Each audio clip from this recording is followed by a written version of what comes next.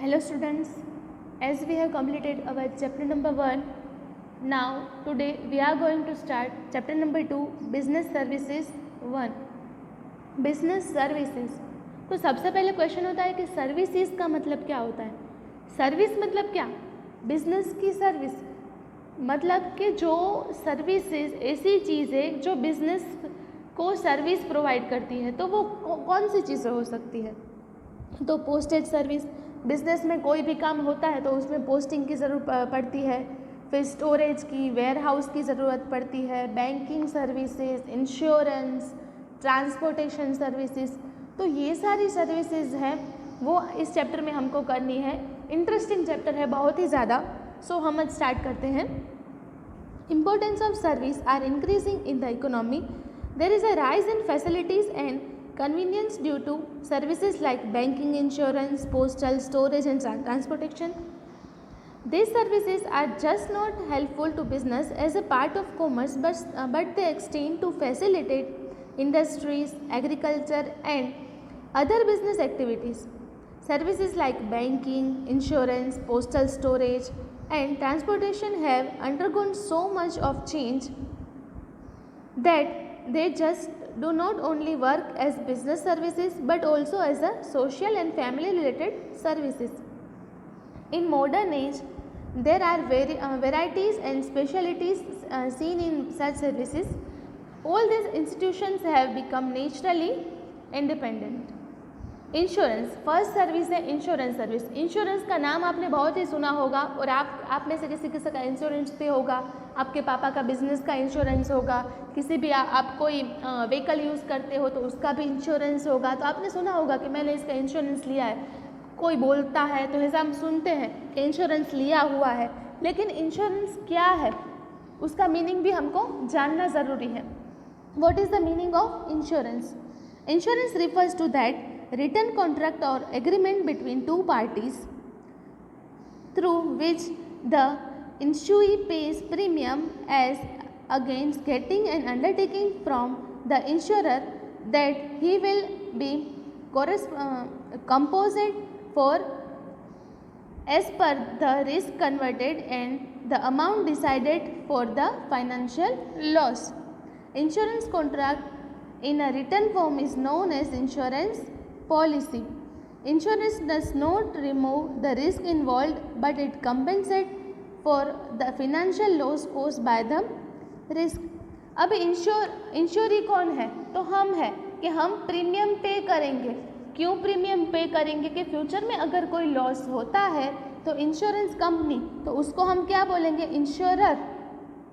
Insurer हमको हमारा जो लॉस है वो पे करेगा, उसका जो प्रपोर्शन है वो पे करेगा.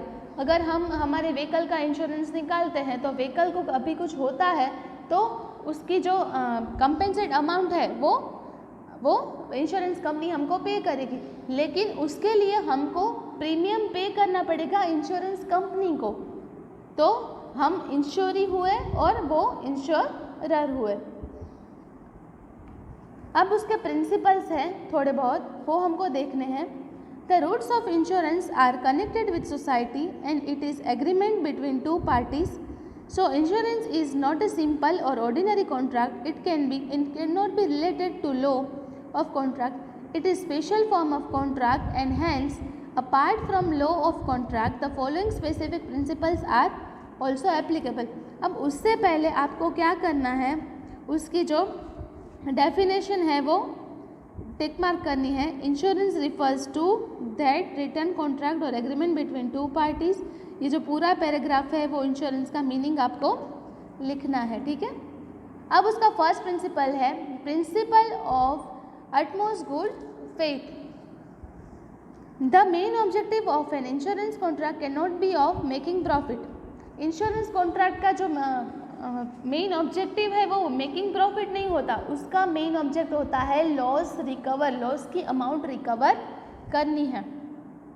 The basic law of insurance is a social concept. Social concept होता है.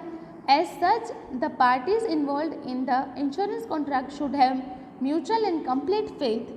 While entering into a contract, both parties should provide all information required regarding the insurance product. While taking an insurance policy, even if the information is not asked by either parties, both should provide it. कभी कभी insurance लेते वक्त सभी information देनी पड़ती है. हम अगर व्हीकल का इंश्योरेंस निकालते हैं तो व्हीकल कितने किलोमीटर चला है, कितनी बार एक्सीडेंट हुआ है, व्हीकल्स में कोई इश्यू आया है, कितनी बार ऑयल चेंज करवाया है, तो वो इंश्योरेंस पॉलिसी वालों को हमको जो इन्फॉर्मेशन है वो देनी पड़ती है. और कभी कोई नया ही व्हीकल है और उसका इंश्योरेंस निकाला है तो उसकी भी डिटेल्स देनी पड़ती है कि कहाँ से परचेस किया है, मतलब कि कोई भी फ्यूचर में इश्यूज ना हो. If it is failed that it can have impact on the contract.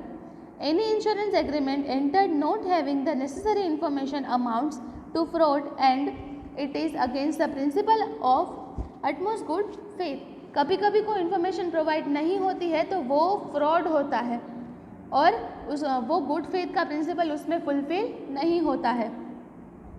Whenever it comes to be known that the principle of utmost good faith is broken, the insurance agreement or policy stands null and void. और कभी भी information wrong हुई है तो वो जो contract है वो ब्रेक हो जाता है. The insurer can not get back the premium already paid and he losses the right of compensation for the risk. अब सेकेंड है principle of indemnity. Insurance contract is made to compensate for the loss incurred by the insurer. So the main objective of insurance is the principle of indemnity. This principle is used to decide how much insurance company will have to pay to the insuree in the event of loss incurred. तो इसमें क्या होता है कि कितना loss हुआ है लेकिन पूरी अमाउंट पे करनी है. हमारा व्हीकल का इंश्योरेंस है तो व्हीकल डैमेज हुआ है तो पूरा डैमेज हुआ है तो पूरी अमाउंट, कितना % डैमेज हुआ है तो उतनी अमाउंट पे करेंगे. ये इंडेमनिटी में डिसाइड होता है. Any person who takes an insurance policy can get only compensation for the loss and he can not earn profit. जितना लॉस हुआ है उतनी ही अमाउंट मिलती है, उसमें कोई प्रॉफिट नहीं होता है. In other words, he cannot get additional amount over and above the loss incurred. It is not applicable for life insurance. Life insurance तो एक अलग ही concept है. If an insurer takes a policy for the product at the lower value than the original value, it is implied that he will proportionally get lesser amount and a part of the loss will have to be borne by him. If a person takes insurance policy for rupees 3 lakh but the original value of product is 5 lakh, then the event of complete loss the product of insurer will get maximum 3 lakh. Policy कितने की ली है? 3 लाख की ली है, लेकिन loss 5 lakh का हुआ है तो हमको मनी सिर्फ 3 लाख ही मिलेगी. When the value of product is 5 lakh and the insurer is insured only of 3 lakh, and if the product is partially damaged which is estimated at 2 lakh, so the insurer will get only 1,20,000. 5 lakh value है, उसके maximum value 3 lakh है, damage 2 lakh का estimated है तो 1,20,000 मिलेगा क्योंकि partially insured किया है. When the value of product is 5 lakh and insured for the full amount of 5 lakh, even in the event of complete damage of product, the insurance company will pay the full amount. 5 lakh का insurance है और 5 लाख का damage हुआ है तो 5 लाख पूरे मिल जाएंगे. तो इंडेमनिटी में वही होगा. थर्ड प्रिंसिपल है principle of insurable interest. The insuree must have financial interest in the product insured. Example देखिए, the owner of the house has financial interest in the house while the tenant of the house does not have financial interest. तो बस यही बात है. Principle of subrogation. When a policy is taken for the insurable product and if it is fully damaged when the insurance company pays compensation, the fully damaged product's ownership will be with the insurance company. The principle is not applicable in the case of life insurance. तो ये 4 principles है. आपको homework में क्या करना है, home assignment में insurance का मीनिंग और उसके प्रिंसिपल्स, ये चारों अपनी नोटबुक में लिखने हैं। नोटबुक आपकी चेक होती है, सो आपको नोटबुक कंप्लीट रखनी है।